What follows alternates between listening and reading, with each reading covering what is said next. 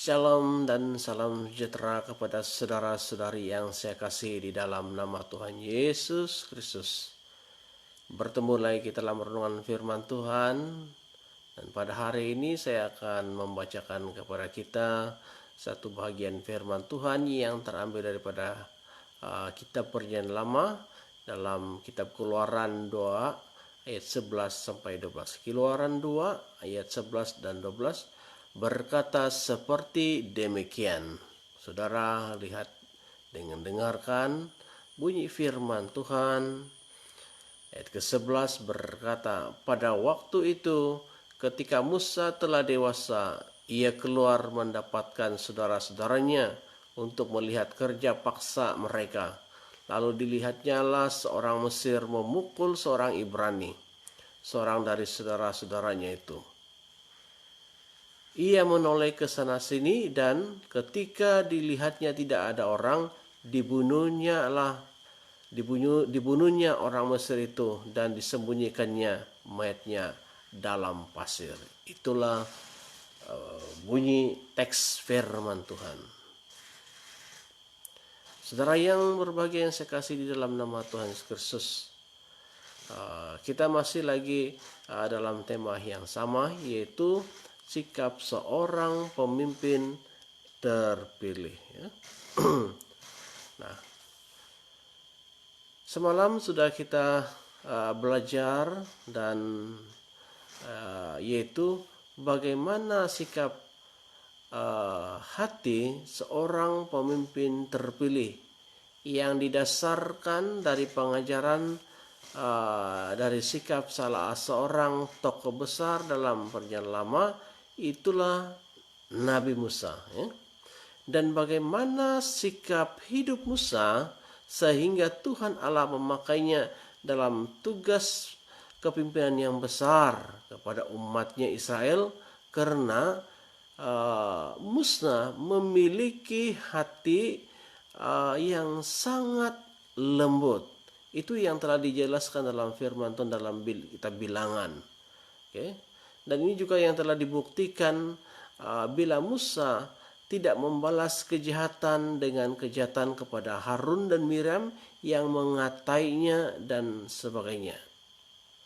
Dan seterusnya, saudara, yang kedua, bagaimana sikap hati seorang pemimpin yang terpilih, yaitu bila mana seseorang itu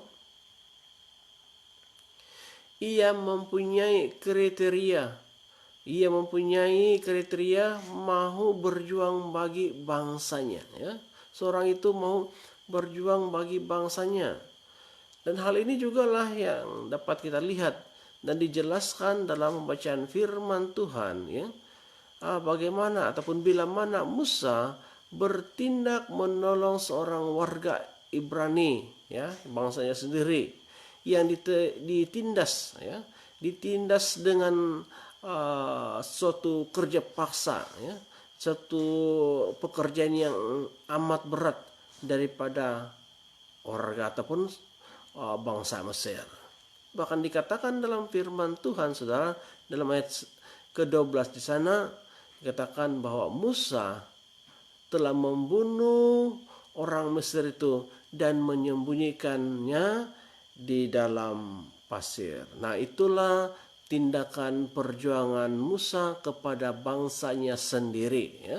Saudara, sebelumnya kita perlu tahu, kita tahu bahwa Musa itu telah diangkat oleh putri Fir'aun sebagai anak angkatnya. Makanya kita tahu bahwa Musa itu memiliki kebesaran sebagai anak angkat penguasa Mesir. Musa tinggal di istana. Musa memiliki kemewahan dan kemegahan. Tetapi walaupun Musa sudah memiliki segala-galanya, segala kebaikan, segala kehormatan, segala keagungan, namun di dalam hatinya Musa, saudara, Musa dia tidak pernah lupa diri. Musa tidak pernah lupa dunia. Ia tahu siapa dirinya. Ia adalah orang bangsa Israel, dan maka itu Musa bertekad untuk berjuang bagi bangsanya sendiri, itulah bangsa Israel. Walaupun mungkin ia harus kehilangan segala kegemilangannya. Saudaraku yang berbahagia, nah, ada banyak orang ataupun manusia yang ada di dalam dunia ini, yang mana bila dia menjadi ataupun bila dia dipercayakan sebagai seorang pemimpin atau wakil rakyat dan sebagainya, apabila mereka mengecap segala kebaikan, kehormatan, apabila terpilih menjadi seorang pemimpin atau ketua, kadang-kadang ada di antara mereka yang mudah menjadi lupa diri. Mereka lupa siapa diri mereka sebenarnya.